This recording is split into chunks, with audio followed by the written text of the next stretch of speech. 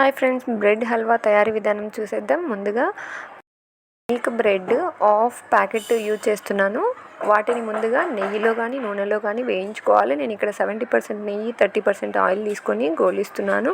ఇవి golden brown colour రాగానే పక్కన పెట్టేసుకోవాలి. ఈ విధంగా అన్ని బ్రెడ్ ముక్కల్ని ఇలా చేసేసుకోవాలి. ఇప్పుడు పాలు 1/2 లీటర్ వరకు తీసుకున్నాను. వీటిని బాగా మరిగించి దాంట్లోకి ఇలాచీ పౌడర్ని యాడ్ చేసుకోవాలి. అలాగే తగినంత చక్కెరను కూడా యాడ్ చేసి బాగా ఉడకనివ్వాలి. పాలు కొంచెం కలర్ చేంజ్ అవ్వగానే ముందుగా మనం గోలించి పెట్టుకున్నటువంటి బ్రెడ్ స్లైస్ని ఆఫ్ చేసుకున్నాను. ఎందుకంటే నేను బౌల్ చిన్నది పెట్టాను, వెడల్పు లేదు కాబట్టి ఆఫ్ చేసి యాడ్ చేస్తున్నాను. అలాగే గోడంబిని కూడా వేయించి పక్కన పెట్టేసుకున్నాను. వేడివేడి పాలల్లో బ్రెడ్ వేయగానే కాస్త మెత్తగా అవుతుందిగా, ఒక్కసారి అన్నిటినీ కలిపేసుకోవాలి. అంతే అండి, బ్రెడ్ హల్వా రెడీ అయిపోయింది. చాలా టేస్టీగా ఉంటుంది. అందరూ తప్పకుండా ట్రై చేయండి.